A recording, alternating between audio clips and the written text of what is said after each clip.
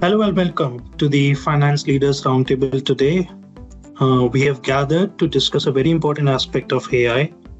But before we get on with it, let me introduce the participants here. I'm Ankit Goyal, Senior Vice President at Polestar Analytics. I led the innovation and solution development at Polestar Analytics, driving value creation across finance, sales, HR planning for global clients in manufacturing, CPG, and technology. Joining me in this insightful sessions are the transformational leaders of the industry. Michel Coombs. Michel is a renowned technology and telecommunications executive with over 30 years of global leadership experience. He is the chair of board at Polestar Analytics, executive vice president at Claure Group, and the chair of the audit committee at Philip Morris International. Michel has led industry giants including SoftBank Group International, Sprint, Vodafone Europe, Alcatel-Lucent, and Altice. Welcome, Michel, to this exciting conversations. We're excited to have you here. Next, we have Madhu Ranganath. Madhu is a seasoned global executive and board leader with over 3 decades of experience in strategic finance, mergers acquisitions, business transformations, and operational excellence. She most recently served as president and CFO at OpenText, a global leader in enterprise information management.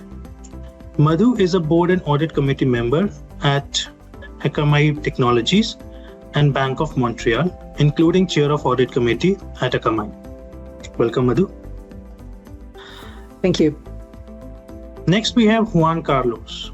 Juan is the senior director of FP&A at the Coca-Cola company, bringing over 25 years of global experience in finance, accounting, and commercial strategy.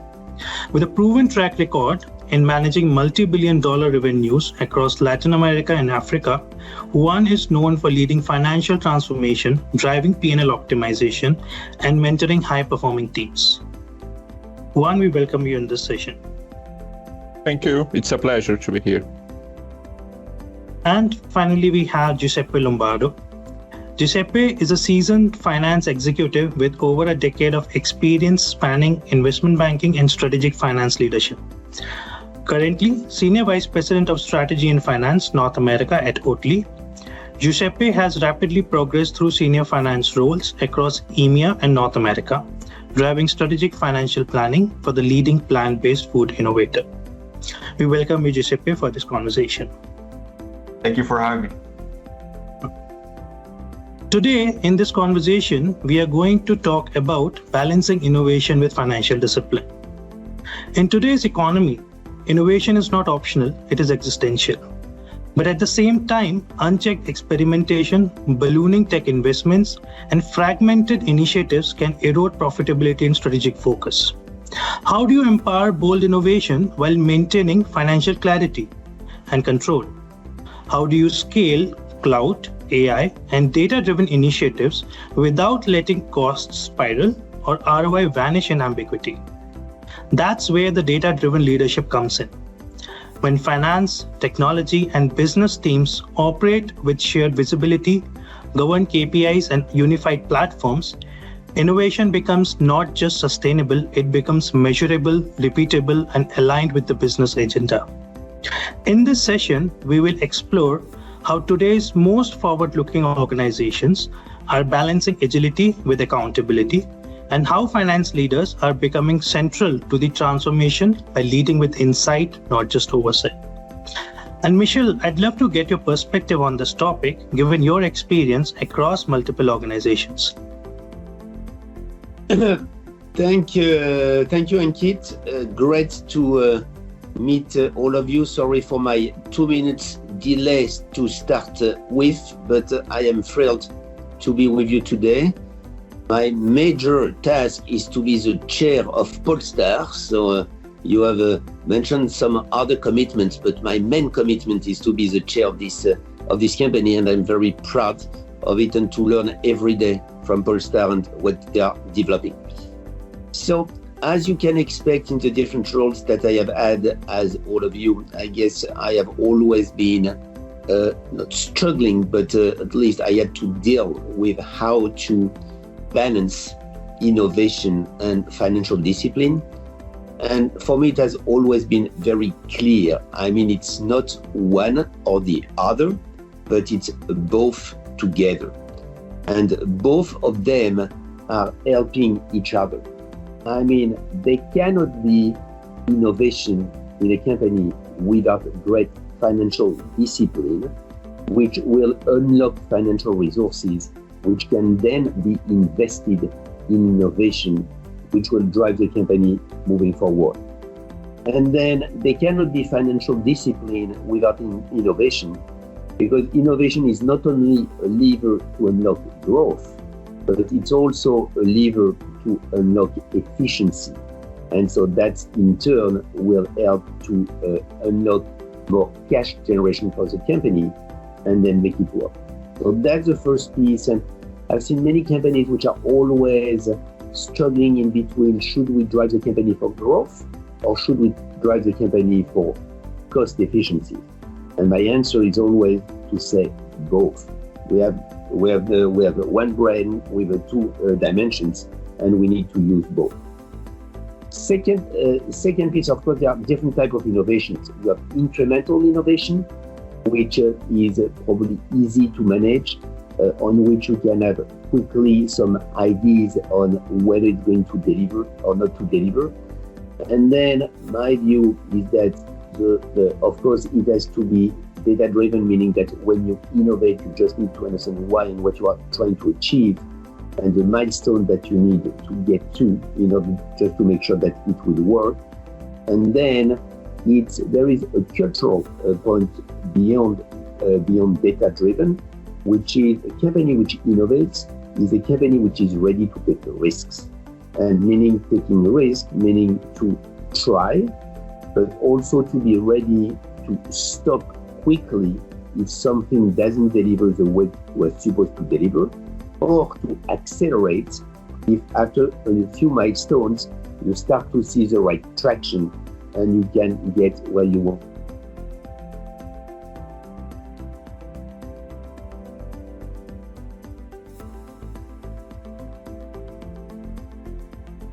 I think that's a great perspective, Michel. So I'd like to understand more from Madhu.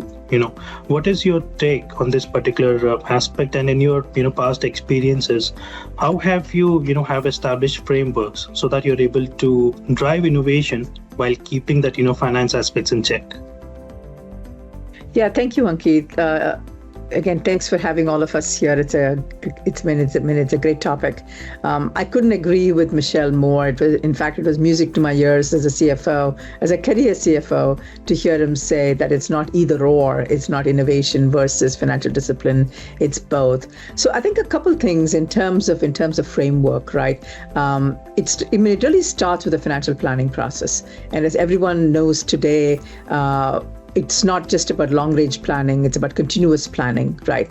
And it's about iterative planning. So the frameworks that have worked best is for the company to be supported by the finance organization to remain very flexible and to remain very agile in terms of the framework.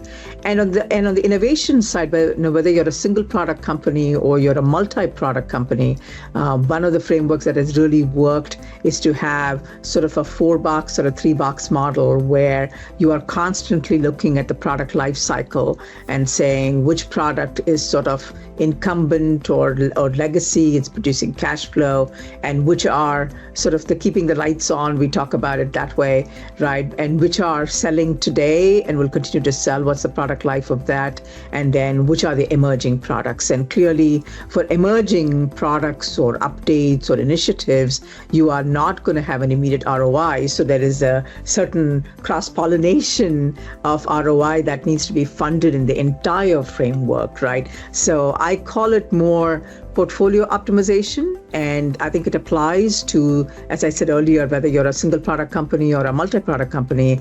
But I do think the collaboration between business and finance, and for finance to enable the agility, is going to be very important. Drawing, of course, from the CEO and the vision of where the company wants to go, but keeping that very, very connected. No, right, absolutely. And definitely there's an aspect of, operations being aligned with those ultimate strategies, which is primarily, decided upon by the leading stakeholders, right? Now, coming to you, Juan, taking cue, from this in this framework, right? Have you seen in your organization or in your past experiences wherein, you probably learned it the hard way, right? Or you've seen teams learning it the hard way, wherein an absence of any structured, governance around this innovation, right, has raised questions later on, and then eventually you went around to devise a framework for, the innovation in your company or in your past experiences. Yeah, thanks, Ankit. And I think that the comments that Michelle and Almadou are coming here are great. And taking here the examples I have here in Coca-Cola, there are a lot of pressure from us here to innovate, to bring new ideas, bring new products. And we as finance professionals, different from the past, maybe we are seeing more like a partners of the business. Not only the guys that will check if the statement is okay, if the taxes are paid, etc. No, we need to revolutionary. We need to make changes here. The CEOs are asking us to do it. So when we are working with different frameworks, I think that the most important point we need to take care is the data. The data for us to take decisions and help the business to take decisions. And most important thing here that now with all this AI revolutionary, we are hearing some steps we need to make sure that we have. We need to make sure that we have all the analysis, ROI, budget, etc. Because maybe, of course, maybe the competitors are looking to AI as a way to, okay, now it's a perfect way for us to change the world, to bring new products, new service, etc. But if you don't care about your controls, your financials, and take the right decisions, maybe you're gonna consider something that will disrupt your business. So you need to be really careful about how to take those decisions and how to use correctly the frameworks and the data that now it's coming a lot. I mean, we have a huge size of data for us to analyze. Right. And also, I believe that these frameworks, if in place, they play a very important role whenever, there is a change of hand in a leadership levels, right? So I've seen an example with FMCG organizations in our, past projects wherein, such frameworks actually established a continued, you would say, sustenance towards all the initiatives and projects, right? Because the business case was very well defined, the benefits were very well, articulated, and the accordingly ROI calculations were in place. So when there was a, leadership change at the top level, so the new leadership kind of had a basis and a reasoning, to move to kind of continue or be able to decide, what projects to continue on this, right? But then, whenever there is an initiative like this, there is always a question of, good, in the long term, we will reap larger benefits. But what do we get in the short term? So Giuseppe, I'd like to, request your opinion on this, that there is always a pressure on the outcome, If you're driving an AI journey, if you're driving any new initiatives, how quickly can you get me the result? Versus the strategy is a long term because it's transformational when it requires change management. So how do you suggest one could balance between these two aspects? Sure. And look, that's a question and a debate we are having on a constant basis at Oatly specifically, just because one, you are a public company, so you got to deliver on a quarterly basis, so you do need the short-term results, and two, at the same time, even though we are flexible and we can manage across different projects, you are also dealing with limited resources.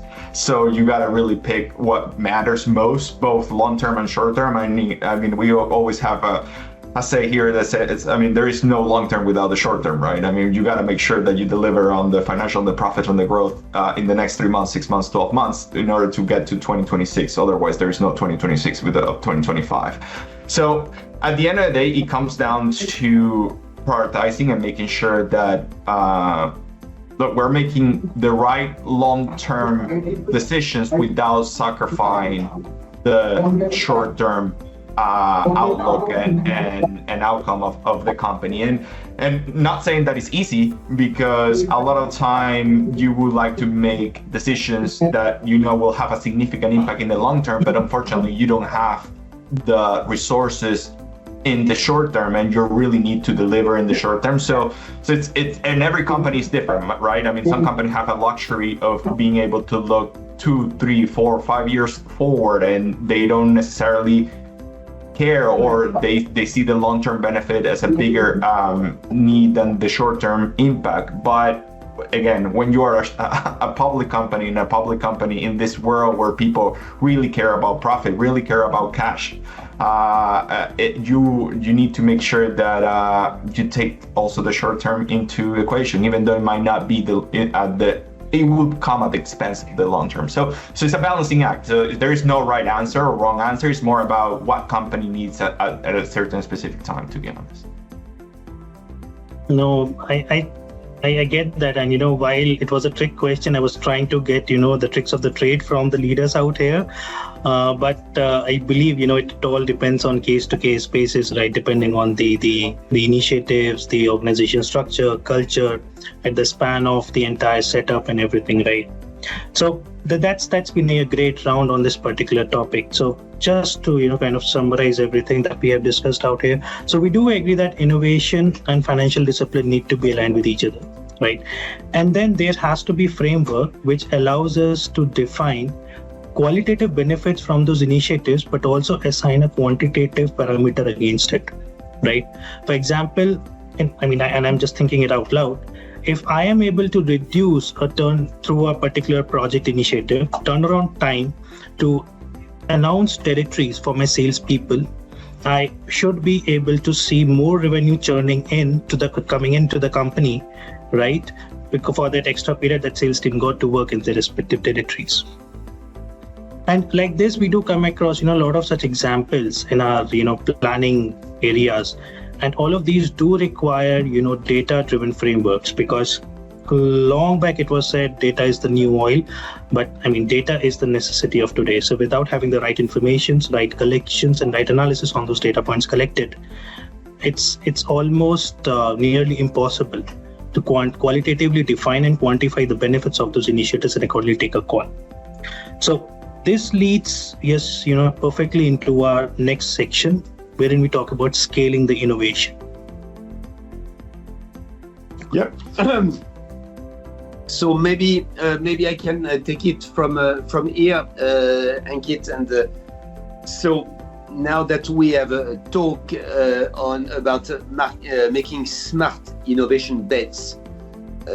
By the way, when I was interrupted because I had a telecommunication issue, which is a problem for a former CEO of most of the telco companies in the world, but okay, that's fine.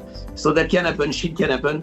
I just wanted to make a difference in between what I call smart, short-term innovations and long-term innovations, which might require some different type of framework. When you do incremental, and I liked what Madhu was saying about the portfolio of innovation. So that's one way to play it. But you have also from time to time to reinvent your company about a huge or big innovation in order to really take your company towards a different type of direction. And just to give you an example, a few years ago at Philippa International, the company that you referred to, we were a tobacco company, a cigarette company, and we elected to go out of cigarettes. So when you have 100% of your revenue, which is made out of cigarettes, and you elect to go out of cigarettes, that's a deep, true innovation that you have to embark on. And we invented a product called Heated Not Burn, so which is those type of, so you still use tobacco, but instead of burning the tobacco, which is a knocking all what is not healthy, you just eat it instead of burning it. And so that's much better for the health. And so we invented a new product. We invented a new brand called IQOS, which for fun stands for I Quit Smoking.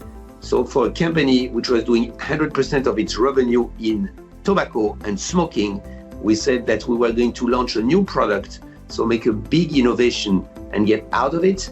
And today, out of our business of 40 billion, it represents already 40% of our business. So meaning 16 billion, which is more than Marlboro, for example, which was our first brand. And for this type of stuff, again, so meaning innovate can be, let's say, small innovations, because every day we need to innovate on our product, on our tariffs, on the experience that we are delivering to the customer. And data matters in order just to make sure that we get it right and we can measure progress. But we need also from time to time to embark in disruptive innovation, which can disrupt your business model, which are even more tricky to manage and where data is even more important, because you are betting the full future of your company. So I'll let that aside. That was for the first part, but that was just to let's say figure out the different case of innovations we all have been faced in our life, I guess, as business operators. Coming back to the theme of the section 2, which is innovating at scale without losing control. That's, I guess, the next challenge. So the first was how to do smart innovation. Second is how do you scale innovation efficiently without losing financial control? And this is where modern cloud platform, AI/ML capabilities, and data architecture become critical. So maybe just to trigger the discussions, I could just launch a few questions for all of us and try to frame a little bit the discussion. CFOs are often tasked with bringing structure to uncertainty. That's what we were discussing. How can all the new tools, modern cloud and data platforms, give finance leaders better visibility and control over innovation spend and outcomes? Visibility, but not blocking innovation. So they need to give transparency, but on the other side, we're expecting also CFOs to be business friendly and to support business owners in unlocking their own innovation.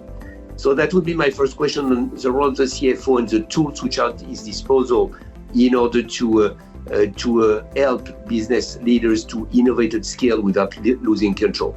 I don't know, Nadu, if you want to start with that? Yeah, and sure thing, I can. Yeah, thank you. I'll just add a couple other points, Michelle and Ankit, and before I directly address it, what Giuseppe mentioned earlier, I want to emphasize that planning horizons have shortened across the board, right? Just given the macro backdrop of volatility, just think about how much progress we've made just relating to AI in the last 24 months, right? 20 years ago, it would take much more than 24 months to see the magnitude of progress. So I think in general, to keep in mind, you don't want to sacrifice long-term for short-term, but the planning horizons have just shrunk. And that's an important factor for the finance organizations to keep in mind.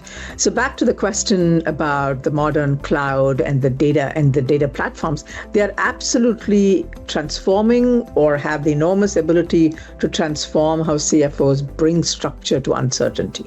The uncertainty goes back to what I said earlier with the macro backdrop of so many different changes that are happening. I think uncertainty is here to stay, and the shortening of the planning horizons are also here to stay, right? So my view on how these technologies can empower finance leaders is a few. One is really to increase the visibility into spend. It's real-time insights. And these cloud platforms and AI-driven tools do have the capability to deliver real-time data on spending and departments and projects, and CFOs and finance teams, along with the business, have to take advantage of that. I think also the other piece is the unified dashboards, right? Many companies would say, and regardless of the size, that we do end up having a disparate level of systems. So breaking down the silos and providing a unified view is important, along with the real time. If you have real-time insights, but you're getting 10 different dashboards, it doesn't help. And going down the list, I would say, improve control and accountability, where take advantage of automated controls wherever you can, right? And then tagging and segmentation is important. Cloud platforms do allow finance teams to segment and tag innovation to specific projects and business units. So again, it all comes back to more efficiency and efficacy in the close process. And maybe a couple other things, I would say data-driven. It's got to be data-driven. There are tools for predictive analytics and business value metrics, and not to sort of minimize the risk mitigation. All of these at the end of the day can certainly help fraud prevention, right? In the past, one or more errors would bring the organization to a screeching halt, and you can take advantage of the tools I just mentioned here to minimize the fraud and to minimize the errors, and bring back the right framework for innovation. So to summarize, I would say organizations do need to take advantage of cloud and data platforms. The adoption is probably uneven, but CFO organizations should just lean into it and drive innovation by adopting the cloud and the data platforms at whatever level of sort of magnitude that they see fit for their organization. So maybe to rebound, so I guess it makes a lot of sense with what you have just shared with us. Just to rebound on that, as organizations have to invest in those type of platform, when approving budgets for cloud modernization or AI programs, what financial guardrails or metrics do you look to ensure these investments deliver scalable innovation and not just rising tech costs? Because of course there is always, within this race to technology, the risk to overinvest rather than to invest efficiently. So I don't know whether Giuseppe or Juan, you want to take this one. I can take it, Michel. I think that's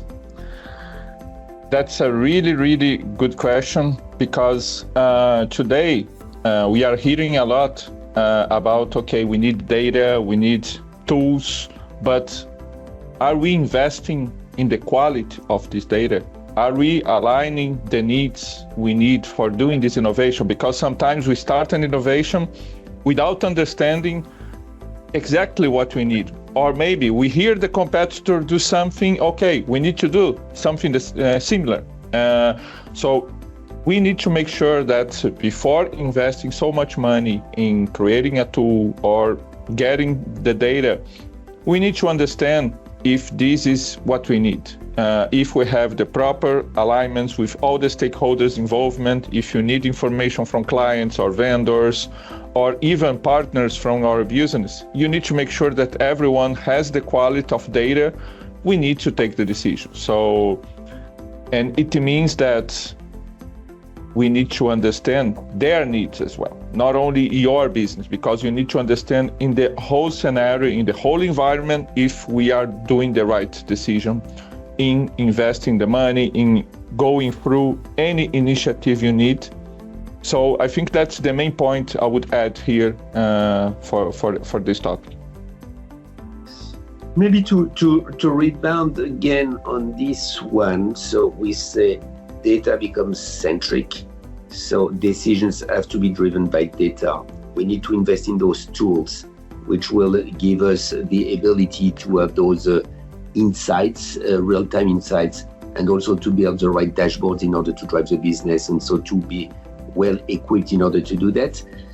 In large organization, and most of you have been in large organization, how do you ensure innovation efforts across departments are not duplicative or misaligned? Because in this world of everyone now is looking for data, in every single part of the company, everyone wants to have his own data and potentially to build its own tools, his own cloud. And so then you start to have a fragmented approach where probably a unified approach is what is needed in order just to make sure that there is consistency within the company. And that's especially true when tech budgets are decentralized. Some of the company, in order to unlock innovation, are decentralizing tech budgets, but then you have a risk of balkanization or fragmentation of the environment within the company. So how do you cope with that? Giuseppe, any thought about it? Yeah, no, and I would add that it's not only across departments, it's also across regions and geographies, right? I mean, we have same departments across different regions reporting into different reporting structures, but at the end of the day, we're all doing similar jobs, just the country changes, the language changes, and maybe the currency changes, but besides that, everything else stays the same. So, and again, I can speak only about my experience, mainly at Oatly, and coming to your point of IT budgets being decentralized, actually at Oatly we have been going the other way around. It's trying to centralize them and trying to leverage as much as possible the power of one budget, and trying to make sure that there's alignment across the organization on everything that is being implemented. I know sometimes this brings rigidity to the process because you need alignment across multiple and more stakeholders.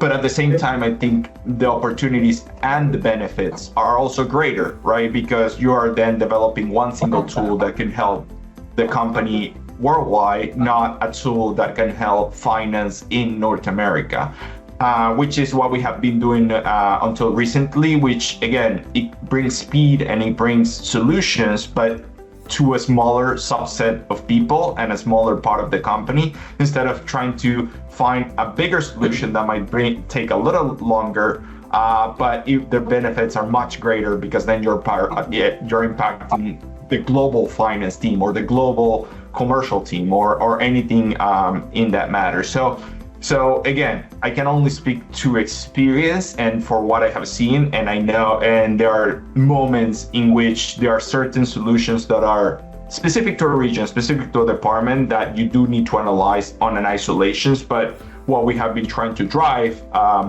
in the last few months and years is bringing solutions that has an impact on a global basis and multiple multiple functions. So then you see a bigger benefits to that, and then you can also justify the higher spend, right? I mean, it's hard to justify because the spend not necessarily increase significantly once you look at it on a global basis versus just a smaller. It's just the same solution, just on a bigger scale.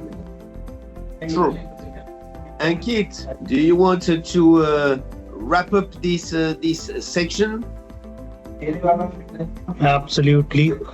And a lot of these insights was kind of reminding me of different stages that we have engaged with customers, is also within our organization, how we have had certain aspects of our operations centralized, and when we achieved a level of maturity, we started pushing it out to be handled by different business verticals and all.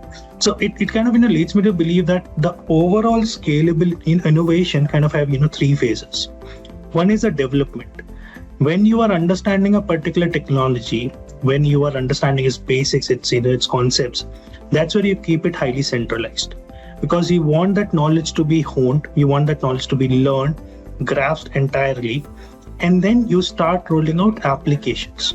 The applicability is one level down to the centralization, which starts a little bit of decentralization, but not in its entirety. So you start applying that particular framework, that particular concept learned into different use cases across your functions, right?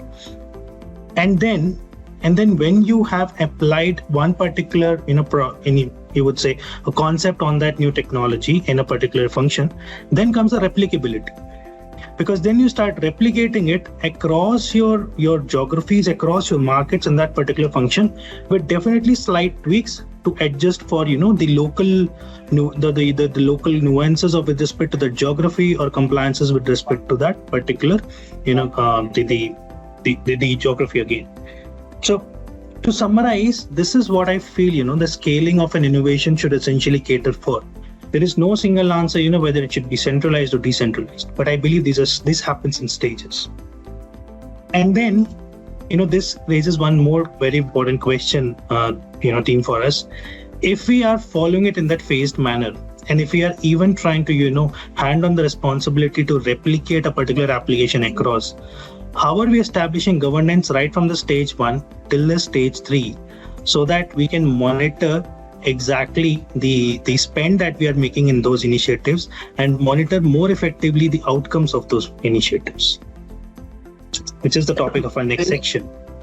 And Keith, just one question for you, because I like the way you framed it, which is by sequence, and so meaning that to start it's a grassroots innovation, and then once you pick something which is starting to really get traction, then you start to figure out how you're going to scale it within the organization and become a little bit more centralized.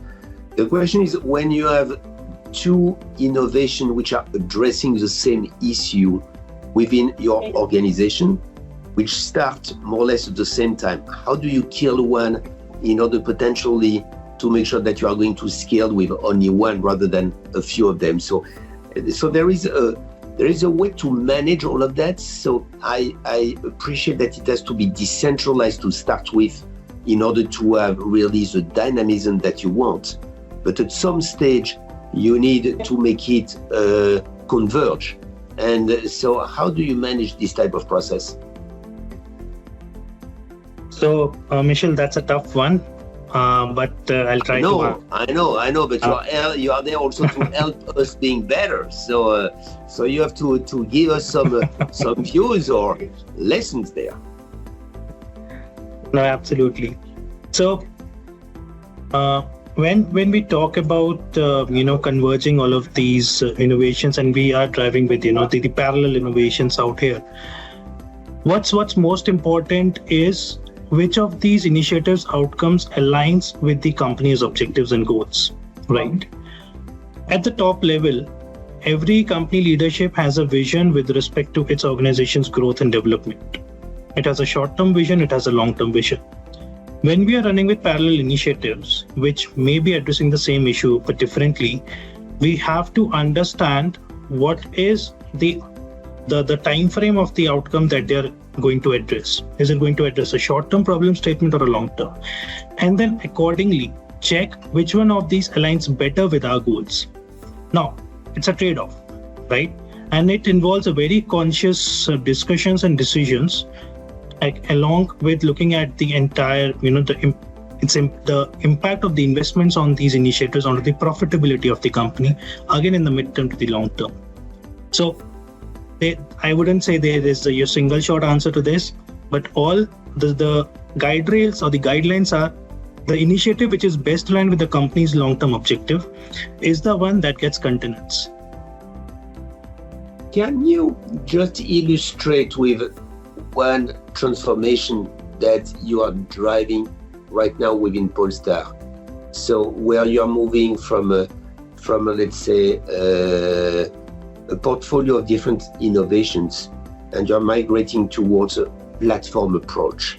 So which is Absolutely. A little bit a way to probably drive this transition. And I felt that it's quite appropriate because even within organizations, that's what we're trying to achieve. I mean, we can have different bits and pieces which come from different decentralized innovations, but then to try to migrate to a platform approach which can be more easily replicated. So any view you can share there, because that's yes. Something on which you are embarked right now. Yes, Michel, yes, and that's very apt. So we used to have, we created innovations around master data management.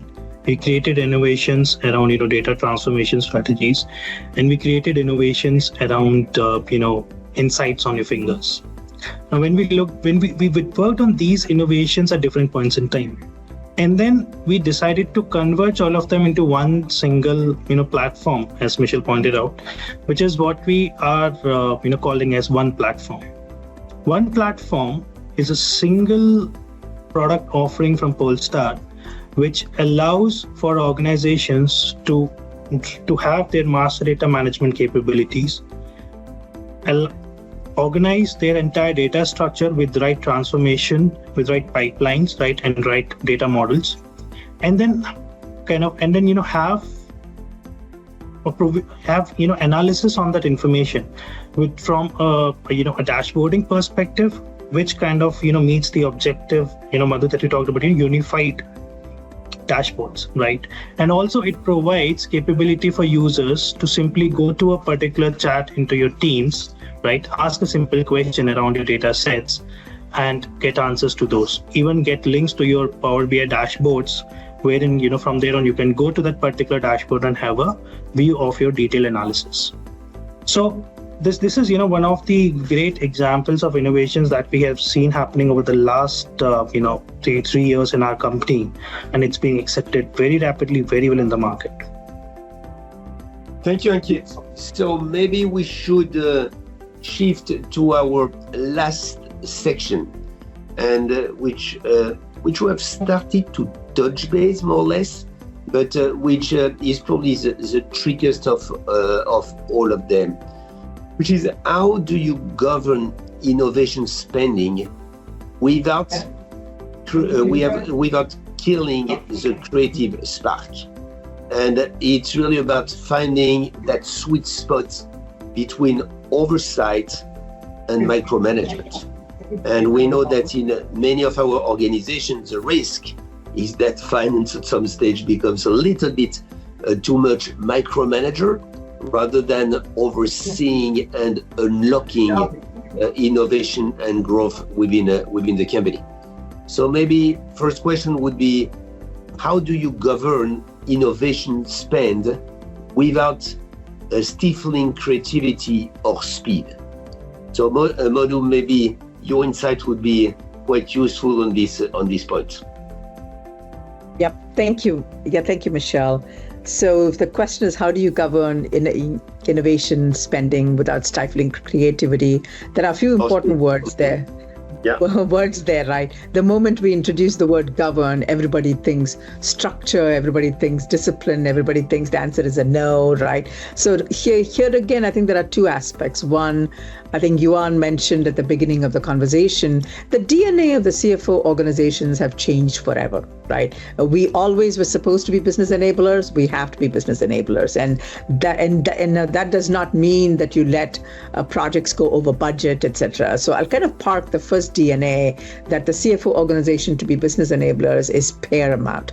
I think number two is really the partnership with the CIO organization. We heard a lot about decentralization, centralization, convergence, etc. But I would say many organizations still have the job to declutter their applications. How many support applications you have, how many collaboration tools you have, right? So I think the decluttering process is actually equally important in governing innovation. Make room for innovation by cleaning out your garage, right? And getting rid of some of the applications and unifying.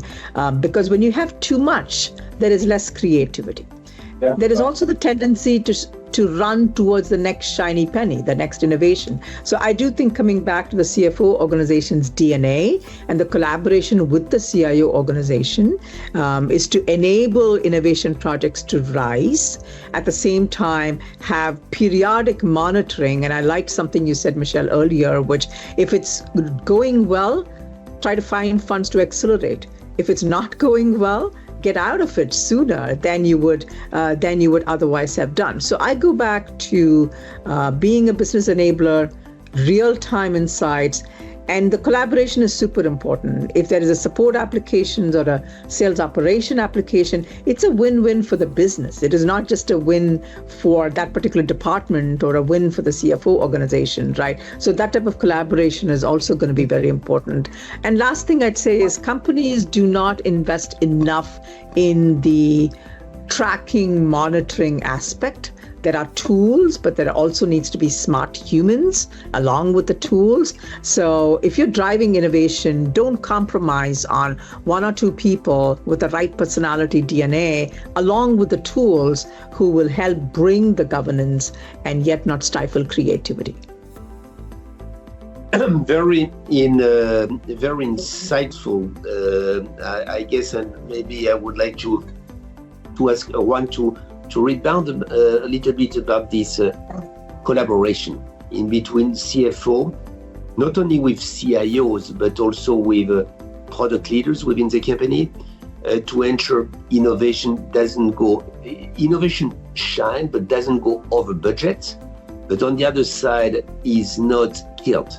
So to find this right balance to enable our the partners within the company to really innovate in the right way, because without innovation, as we have said at the beginning, there is no future for any company.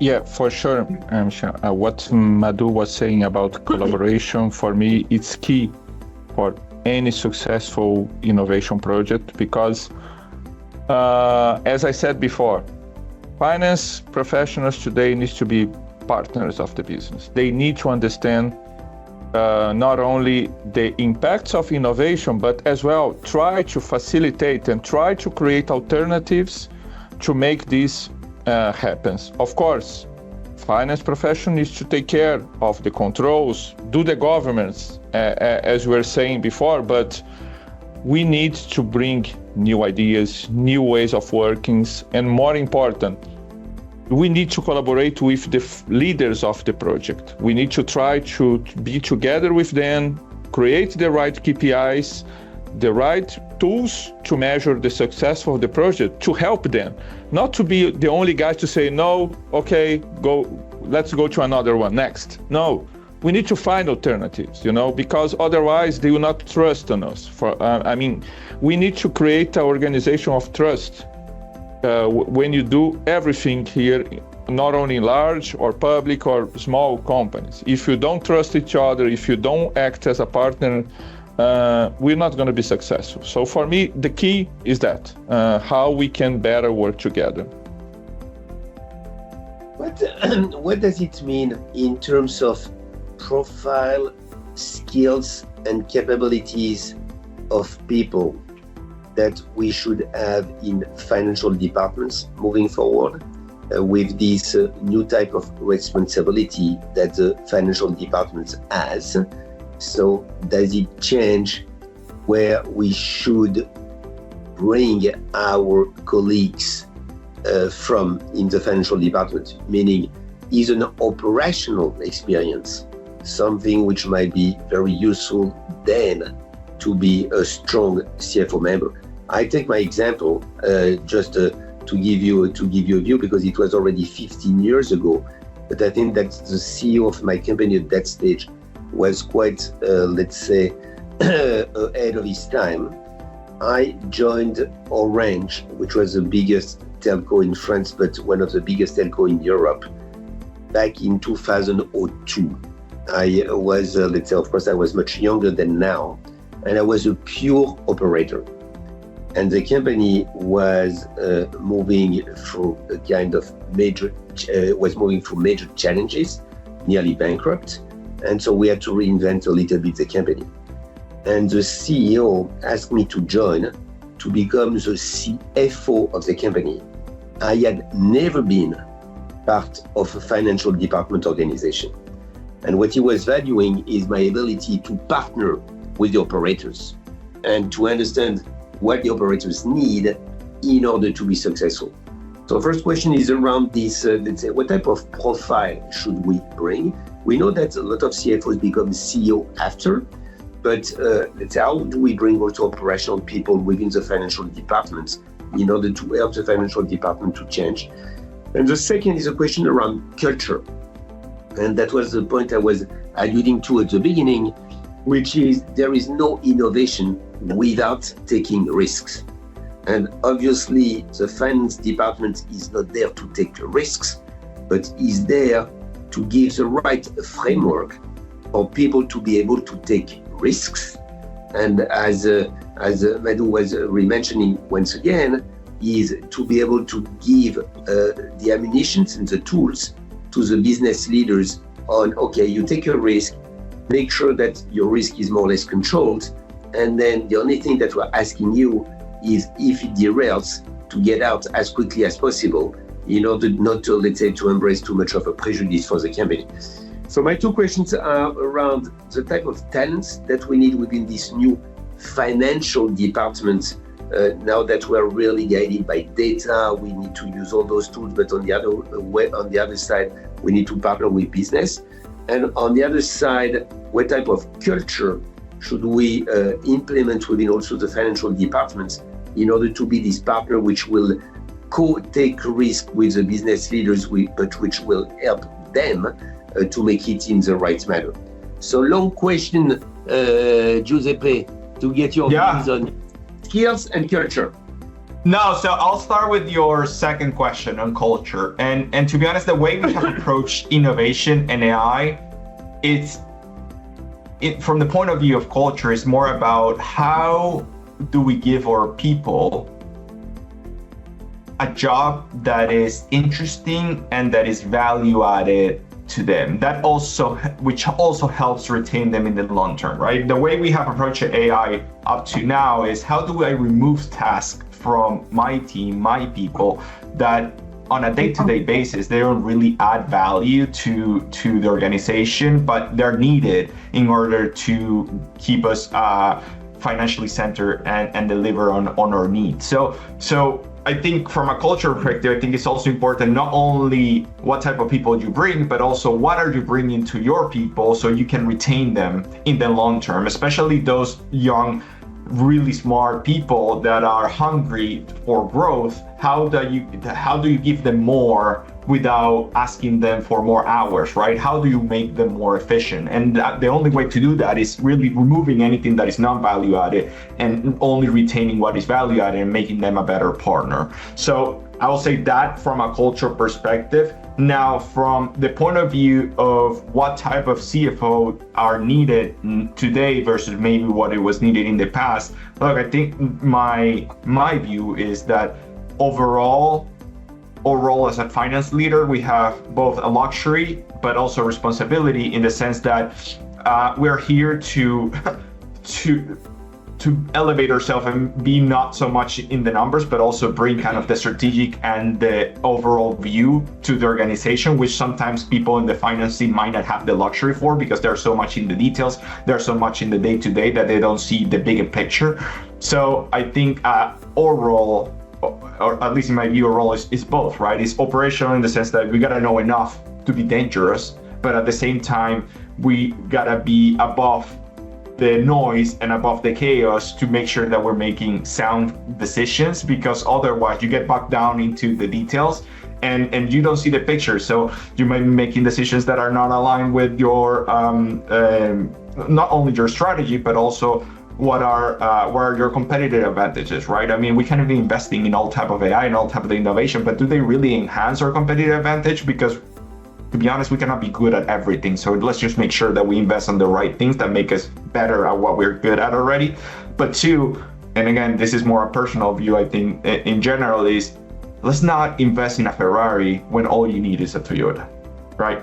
Like sometimes Excel is good enough. Like I don't, and again, and I bring this to my teams all the time, is I don't need all the whistles and whistles. Like we need to do enough to make a decision. We don't need to invest in multiples to come down to the same decision, right? And sometimes people do that for just self-assurance, to make sure that, hey, I was 95% sure instead of 90% sure, but the answer was the same, because there's always going to be some uncertainty on any decision. It's a matter of how much uncertainty can you deal with and still come down to the same decision. Agree.